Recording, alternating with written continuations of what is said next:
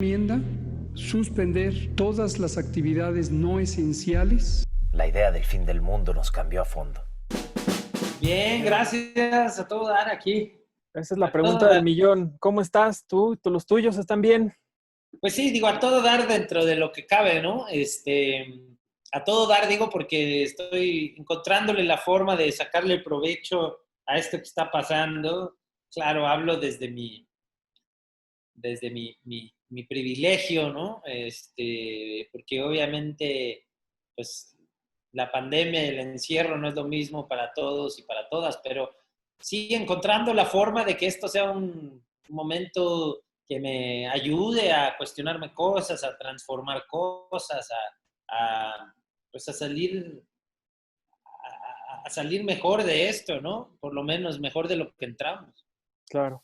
El término pan y circo siempre había sido para mí algo malo, algo que retrataba un poco cómo nos trataban los políticos y la gente en el poder, pero creo que ahora nos estás dando un pan y un circo bastante distinto, muy retador, muy que nos estimula, que nos ayuda a hablar de las cosas que no queríamos hablar y que necesitábamos atenderlas. ¿Qué aprendiste de todo este experimento tan interesante que se condensa en estos episodios? Pues eso, para mí la expresión de pan y circo, la frase, pues justo te invita como a eso, o sea, la usamos medio irónicamente, pero también a recordarnos que dos cosas, o sea, que la comida es uno de los puntos de encuentro más eficaz que hay, ¿no? Hoy que nos cuesta tanto encontrarnos, hoy que nos cuesta tanto escucharnos, hoy que vivimos en una sociedad fragmentada, donde la polarización se va volviendo cada vez más y más evidente, donde ya no hay espacio para los matices, para estar de acuerdo en algunas cosas y en otras no. Hoy o estás conmigo o estás en mi contra, ¿no? Y punto. Y dices, pues, ¿cómo llegamos a eso? Y sobre todo, ¿cómo salimos de eso, no? ¿Cómo nos damos la oportunidad de encontrar las cosas en las que sí podemos coincidir? ¿O cómo nos damos la oportunidad de escucharnos para que tu punto de vista complemente el mío, ¿no? Eh, en fin, para mí, Pan y Circo es un esfuerzo por, por acercar a los polos, ¿no? Por darnos cuenta que no necesariamente estamos tan lejos unos de otros, y por lo menos en términos de las problemáticas y los retos que tenemos enfrente, son bastante similares, no importa tú qué pienses, en quién creas, qué te guste, todos tenemos este problema de habitar un planeta que está a toda costa diciéndonos que ya no aguanta la presión que estamos poniendo en él, ¿no? Todos, pues todos eso, o sea, la comida simboliza eso, todos tenemos en algún momento que sentarnos a comer. Claro. Y si aceptamos eso, pues entonces a lo mejor podemos sentarnos juntos y escucharnos tantito. Y no solo tolerarnos, ¿no? Respetarnos y complementarnos. Me imagino que ha de haber sido todo un ejercicio también para ti. Digo, algo que te reconozco un montón y te lo digo con todo respeto, es que mientras estás triunfando en el mundo, siempre tienes una mirada y un pie en tu país y eres un mexicano muy apasionado. ¿Cómo fue el platicar frente a frente con la gente que está hoy por hoy en el poder, como Olga Sánchez Cordero, como Gatell? Después también tener en la mesa un personaje, diría yo, hasta siniestro, como lo es Osorio Chong. Es decir, me imagino que había un montón de preguntas y de posturas políticas que tú querías demostrar, pero tú tuviste que ser un anfitrión, ¿no? ¿Cómo hiciste para encontrar el punto medio de todo eso? Pues sí, de verdad hay que hacer un esfuerzo, ¿no? Pero yo creo que en la mesa es donde más esfuerzos he hecho en mi vida. No me han faltado ganas de pararme de muchas de ellas e irme antes de que llegue la cuenta, ¿no? Y sin embargo, algo te hace quedarte, una cuestión ¿no? Pues es un ritual sentarse a la mesa y hay que terminarlo. Aunque te pares diciendo, híjole, es que con esta persona no me vuelvo a sentar nunca, pero es en la mesa donde te das esas oportunidades, ¿no? Con la familia, por ejemplo, ¿no? Las mesas navideñas, la familia tú no la escoges y está el tío que cree en la militarización o la tía que es pro vida y pues ni modo, te tienes que fletar sus puntos de vista y ellos y ellas los tuyos, ¿no? tratando de llevar la fiesta en paz, por lo menos hasta que salga el pavo. Entonces, es interesante pensar en la mesa como ese espacio de conciliación. Y, y yo así lo vi, ¿no? Para mí es importante que estén todos los puntos de vista, ¿no? Una cosa que es muy simpática es ahora que lo hemos presentado en internet, ¿no? Que estamos mandando en redes sociales estos pequeños trailers o mensajes de qué es el programa y demás. La gente ya empieza en ese rollo a decir, ay, claro, esto es propaganda del poder y, no digo, porque yo para uno soy de un lado y para los otros soy del otro, entonces me acaban tundiendo de los dos. Y es justo lo que quería, es que si tú ves el programa, sientas que hay una diversidad tal de voces, que se representa eso, la riqueza de la sociedad mexicana en términos de puntos de vista, ¿no? Pero también las contradicciones y los contrastes, ¿no? Que están ahí representados de alguna forma, hasta cierto punto, porque también no le quiero dar voz a quien no creo que se merece un foro, ¿no? O sea, para poner un ejemplo, si yo quisiera hablar de migración, pues nunca acertaría en esa mesa a Donald Trump o a Joe Arpaio. Esas voces no me parece que merezcan ser amplificadas, punto, ¿no? Pero sí a gente que le tiene miedo a la migración centroamericana y que dicen, no, yo en mi comunidad no quiero que entren. Y tratar de entender, bueno, ¿a qué le tienes miedo? Y sobre todo tratar de que esa persona que tiene miedo escuche a aquellos que saben quiénes son los que están caminando y le pueda ayudar a relacionarse con su realidad de una mejor forma, ¿no? Ese era el esfuerzo, el tratar de no juzgar y tener voces diversas que estuvieran dispuestas a escuchar, ¿no? Eso sí es muy importante. Si tú no estás dispuesto a escuchar, en pan y circo no te puedes sentar. Claro, y aparte voces poderosísimas, como la mamá de Lesbi, ¿no? Que decía por ahí cosas fuertísimas a la hora de esa charla. Oye, también México, Latinoamérica en general, pues siempre tiene un montón de temas muy importantes, muy interesantes que se tienen que hablar sí o sí. ¿Qué tan difícil fue para ti y para todo tu equipo el decidir con qué se iba a arrancar en esta primera temporada? Digo, la urgencia pues es para todos, ¿no? Pero ¿cómo fue la decisión de elegir estos temas también tan interesantes? Pues mira, nos quedaron pendientes muchísimos, ¿no? Hay temas que nos urge saber si va a haber una segunda temporada o no para empezar a desarrollar. Pero también fue muy interesante porque coincidimos casi todas y todos en que esto era de lo que había que hablar primero que nada. Porque son problemas o temas que acaban afectando de muchas formas nuestra vida cotidiana, nuestro actuar diario, ¿no? Hablar sobre identidad y racismo, pues tiene todo que ver con muchos otros temas, con la desigualdad en este país, con cómo nos comportamos y el miedo que tenemos a las diferencias. O sea, es un tema que se puede llevar a muchas mesas y a muchas realidades y tiene un impacto profundo, ¿no? Hablar de la violencia de género, pues también hablar de nuestra relación con el medio ambiente y el impacto que nuestra existencia tiene en este planeta, es hablar de todo casi, ¿no? Entonces, encontramos esa coincidencia. Y el trabajo en equipo fue muy lindo porque era una mesa ya diversa la que se dedicaba a no solo pensar los temas, sino a escoger a los invitados, ¿no? Yo me sentaba y claro, si había un momento en el que había que tomar decisiones, pues al fin y al cabo es mi opinión y yo estoy sentado ahí diciendo soy yo y opino esto. Pero de alguna forma mi opinión también refleja la de un equipo, ¿no? Representa, perdón, la de un equipo. Y llegar a entender exactamente qué queríamos decir y cómo lo queríamos decir, nos llevó tiempo y fue muy rico, un proceso muy, muy interesante. Y siempre la mesa terminó siendo más reveladora, ¿no? O sea, lo que creímos que pasaría siempre se quedaba corto. Siempre, esa mesa de violencia de género y feminicidio, me acuerdo que cuando bajaron el equipo de la zona de controles donde están, lejos de la mesa, y ya vinieron al final cuando habíamos terminado de grabar, venían todos con unas caras que claramente no solo habían llorado, sino que estaban teniendo un proceso introspectivo importante, ¿no? Y pues al fin y al cabo para eso hacemos el programa, para lograr llevar esa reflexión a otras personas, pero primero nos tenía que pasar a nosotros y por suerte sucedió.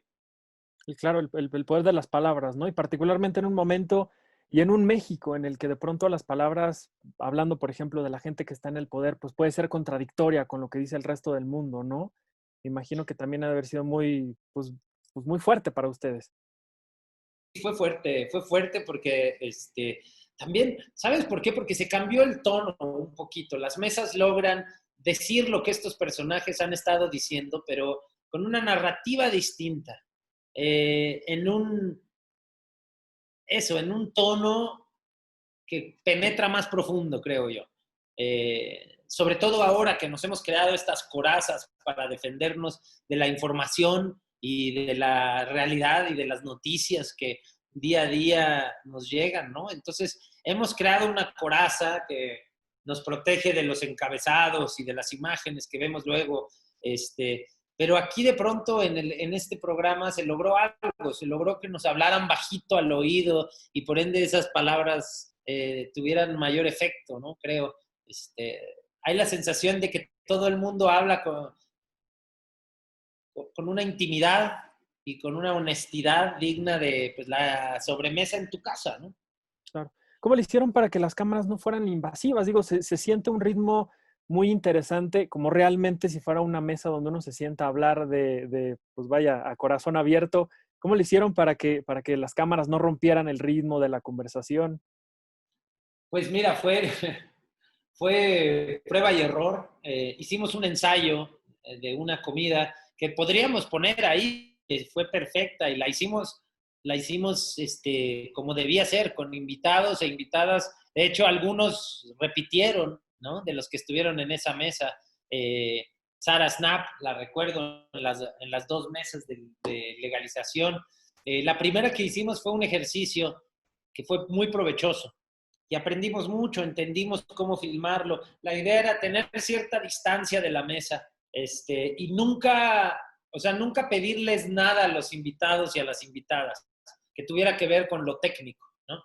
En cuanto entraran a esa mesa, ellos nunca les decías, oye, por favor, hazte para acá, ay, no, es que estás tapando a alguien, déjame te arreglo tu micro, nada de eso, ¿no? La idea era tratar de olvidar el evento que estaba pasando, ¿no? En el otro perímetro y concentrarnos en el nuestro, que era la comida que llegaba a esa mesa, el chef o la chef que la presentaba y la conversación que teníamos.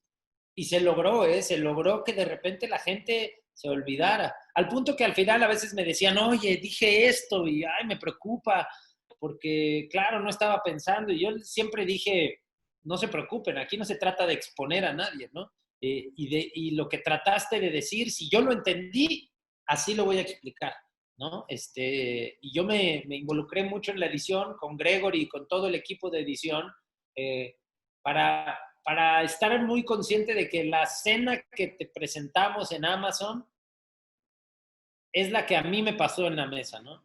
Es la Claro. experiencia que yo viví. Porque hay muchas, o sea, imagínate que tenemos una cena de 3 horas para editar un programa de 40 minutos.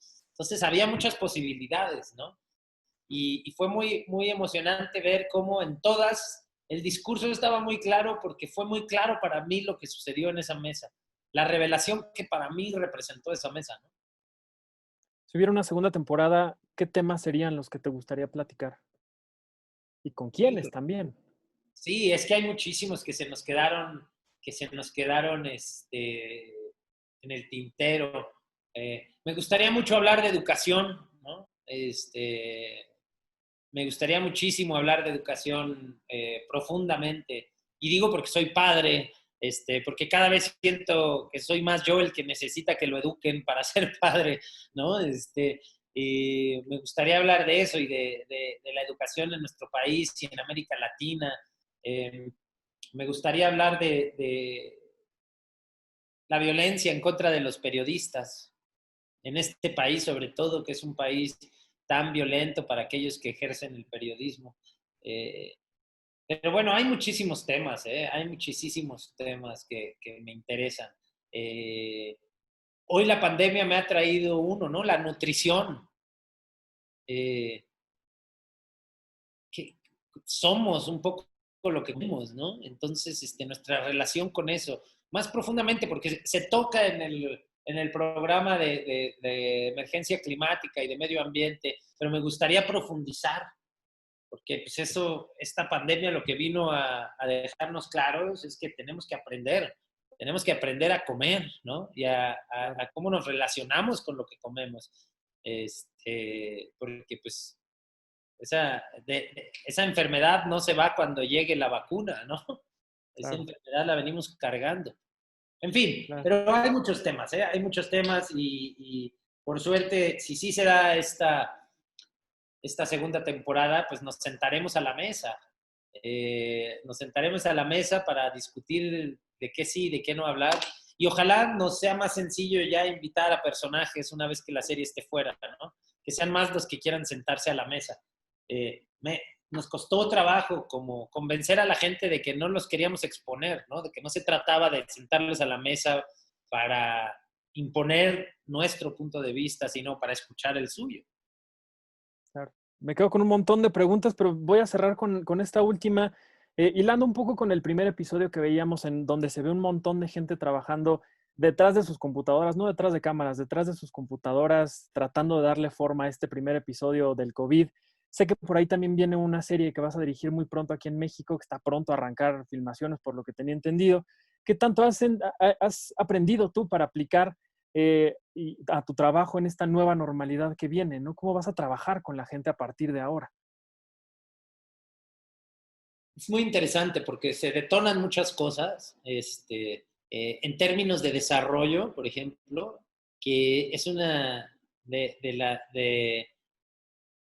pues es uno de los procesos que menos atendemos, ¿no? En el cine mexicano, o bueno, ya no digamos en el cine mexicano, pero en términos de producción en México, ¿no? Porque no es nada más cine, sino también series y demás. Como que generalmente estamos acostumbrados a querer llegar al rodaje lo más pronto posible. Y esta pandemia nos va a tomarnos tiempo para regresar a rodar, ¿no? Y eso nos ha ayudado a entender que el desarrollo es clave, ¿no? Y hay que poner muchísima atención en eso. No se puede acelerar el desarrollo de un proyecto porque lo echas a perder, ¿no? Hay que ser meticulosos en esa parte. Y luego pues pasa algo natural, que hasta cierto punto puedes llegar en esta dinámica, en esta forma de comunicarnos, y después llega el momento en el que sí hay que estar en el mismo espacio, ¿no? Creo que lo que nos ha traído en todos sentidos la pandemia nos ha hecho voltear hacia lo local, una vez más, hacia lo íntimo, hacia lo que está alrededor tuyo.